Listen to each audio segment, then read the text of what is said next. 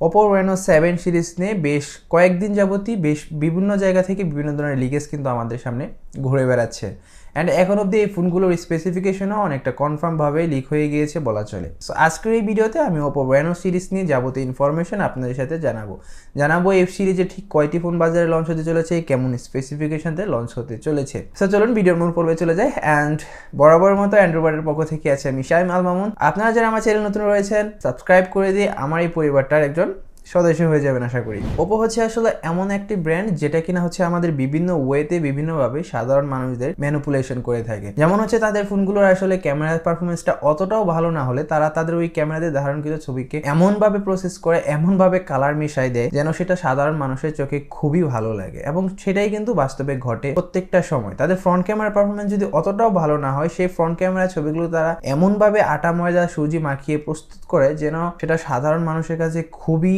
অসাধারণ এবং eye catchy লাগে। বাট অপর তরফ থেকে Oppo Reno সিরিজগুলো যখন বাজারে লঞ্চ হওয়া শুরু হলো, ঠিক তখন থেকে কিন্তু Oppoর প্রতি আমাদের ধারণাটা একদম উল্টে পাল্টে গিয়েছিল বলা চলে। বেশ কিছুদিন আগে বাংলাদেশের বাজারে Reno 5 সিরিজের ফোনগুলো লঞ্চ করা হয়েছিল অ্যান্ড যেগুলো ছিল বাজেট সেগমেন্টে one of the best smartphone and যে ফোনগুলো এখন পর্যন্ত বাংলাদেশের বাজারে বেশ জনপ্রিয়তার সাথেই টিকে রয়েছে। অ্যান্ড রিসেন্টলি হচ্ছে ইন্ডিয়ার বাজারে Oppo Reno 6 সিরিজের ফোনগুলো লঞ্চ করা হয়েছে, আর ইন্ডিয়ার বাজারে সেই ফোনগুলো কিন্তু যথেষ্ট সাড়া ফেলেছে। আসলে Reno 6 সিরিজের ফোনগুলো আমার কাছে ব্যক্তিগতভাবে খুবই ভালো লেগেছে, কারণ ফোনগুলো আসলে যেমন দেখতে প্রিমিয়াম, সেই সাথে স্পেসিফিকেশনের দিক থেকেও প্রিমিয়াম, এবং সেই ফোনগুলো আসলে ডিজাইন এবং বিল্ড কোয়ালিটির কথা বলতে গেলেও এক কথায় খুবই প্রিমিয়াম। এবার তাদের সেই সিরিজের ধারাবাহিকতায় তারা Reno 7 সিরিজ বাজারে নিয়ে আসতে যাচ্ছে। তো প্রথমে যদি আপনাদের বলি, এই Oppo Reno 7 সিরিজের খুব সম্ভবত 2 থেকে 3টি ফোন লঞ্চ হবে, বাট 2টি ফোন লঞ্চ হতে চলেছে সে ব্যাপারে একদম confirm. Reno 7, Reno 7 Pro and অনেক জায়গা থেকে লিখেছে এসেছে Reno 7 Pro Plusও একটি ফোন লঞ্চ করবে, এবং সেই সাথে আমি আরও কিছু জায়গায় দেখতে পেয়েছি যে Reno 7S নামেও একটি ফোন তারা লঞ্চ করবে।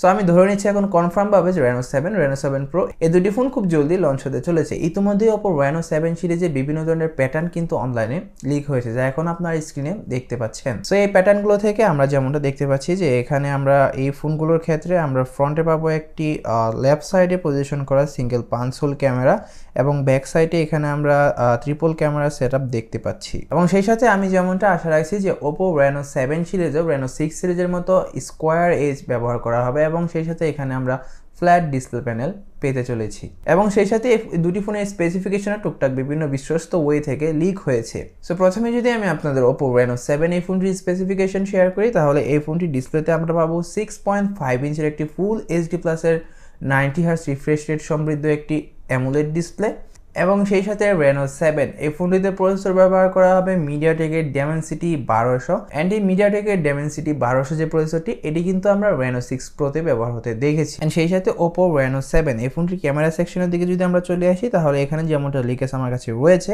এখানে তারা ব্যবহার করবে 50 মেগাপিক্সেলের মেইন ক্যামেরা সেন্সর, এবং সেই সাথে থাকবে একটি 16 মেগাপিক্সেলের আলট্রা ওয়াইড ক্যামেরা সেন্সর, এবং সাথে থাকবে আরেকটি যে কোনো ইউজলেস ক্যামেরা, 2 মেগাপিক্সেলের হয়তো বা একটি ডেপ অথবা ম্যাক্রো সেন্সর তারা দিতে পারে। অ্যান্ড ফ্রন্টে থাকবে 32 মেগাপিক্সেলের একটি সেলফি ক্যামেরা। অ্যান্ড সেই সাথে এই ফোনটিতে ব্যাটারি ব্যবহার করা হতে পারে 45 mAh এর ব্যাটারি, এবং ফাস্ট চার্জারের সাপোর্ট থাকতে পারে 65 ওয়াটের। তো এই ছিল Reno 7 নিয়ে যত ধরনের লিকেজ। এবার যদি আমি কথা বলি Oppo Reno 7 Pro নিয়ে, Oppo Reno 7 Proর দিকে যদি চলে আসি, তাহলে এই ফোনটির ক্ষেত্রেও আমরা পাবো 6.5 ইঞ্চের একটি ফুল এইচডি প্লাসের ডিসপ্লে, বাট এখানে ডিফারেন্স হচ্ছে এখানে আমরা পাবো 120 হার্জ সমৃদ্ধ ডিসপ্লে প্যানেল, এবং সেই সাথে অবশ্যই এটি একটি অ্যামোলেড ডিসপ্লে প্যানেল হতে চলেছে। এবং সেই সাথে Oppo Reno 7 Pro এই ফোনটিতে প্রসেসর ব্যবহার করা হবে স্ন্যাপড্রাগনের 888। তো ডেফিনেটলি এটি একটি ফ্ল্যাগশিপ ক্যাটাগরির ফোন হতে চলেছে, তার বলার কিন্তু অপেক্ষায় রাখেন। এবং সেই সাথে Oppo Reno 7 Pro এই ফোনটির ক্যামেরা সেকশনে যেমন লিকেজ আমার কাছে রয়েছে, সেখান থেকে আমি যদি আপনাদের বলি, তাহলে এই ফোনটির ব্যাক সাইডে ক্যামেরা ব্যবহার করা হচ্ছে 64 মেগাপিক্সেলের মেইন ক্যামেরা সেন্সর,